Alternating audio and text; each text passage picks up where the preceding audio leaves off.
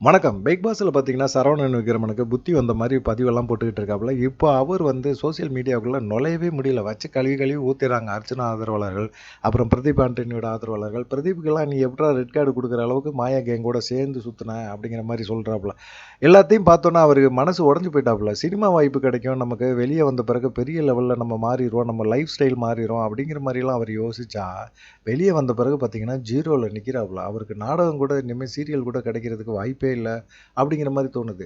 Big பாஸ்ல இருந்தபோது பார்த்தீங்கன்னா, மாயா கேங்குக்கு அவரு குடுத்த சப்போர்ட்டு, ஆதரவு இது எதையுமே பார்த்தீங்கன்னா, மக்கள் யாருமே ரசிக்கவே இல்ல.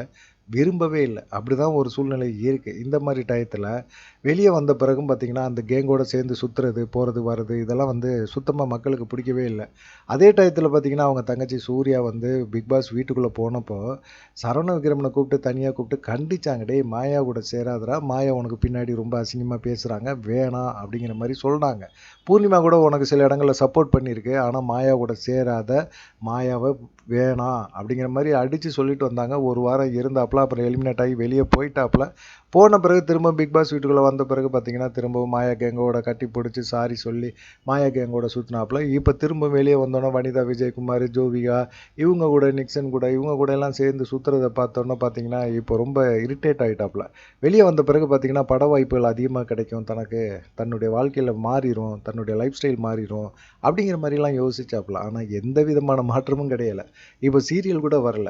நீ போய் இப்ப எப்படி மாயா போய் பிரதீப்ட்ட போய் தனியா போயி ரொம்ப சீக்கிரட்டா மன்னிப்பு கேட்டுட்டு வந்தாங்களோ, அதேபோல சரவணன் விக்ரமனும் போய் பிரதீப்ட்ட போய் மன்னிப்பு கேட்டிருக்காப்புல அப்படின்னு ஒரு தரப்பு சொல்றாங்க. சமூக வலைதளங்கள்ல அவர் என்ன பதிவு போட்டாலும் வச்சு கலாய் கலாய்ன்னு கலாய்ச்சி கிழிச்சு எரிஞ்சிடுறாங்க. மேய்ஞ்சு விட்டுறாங்க.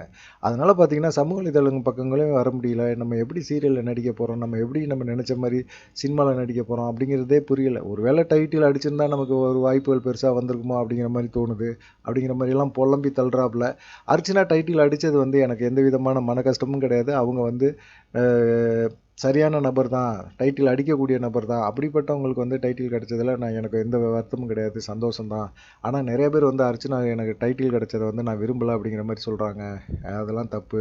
அர்ச்சனா டைட்டில் அடிச்சது எனக்கு ரொம்ப பிடிச்சது. மனசுக்கு பிடிச்சது அப்படிங்கிற மாரிலாம் சொல்லிட்டு இருக்காங்க. ஆனா பார்க்கலாம். சரவணன் விக்ரமனோட இந்த பதிவெல்லாம் பார்க்கும்போது ரொம்ப மனக்குழப்பத்துல இருக்காரு போல இருக்கு. பிக் பாஸ் வீட்ட விட்டு வந்தோனே டிப்ரஷன்ல இருக்காரு போல இருக்கு. இனிமே நான் வீட்ல இருக்கவங்க சொல்ற பேச்ச மட்டும் தான் கேட்டு நடப்பேன் அப்படின்னு சொல்லியிருக்காரு. மாயா கேங்க விட்டு விலகிட்டாரு அப்படிங்கிற மாரி தான் தெரியுது. பார்க்கலாம் என்ன நடக்கும் அப்படிங்கிறத. நன்றி. வணக்கம்.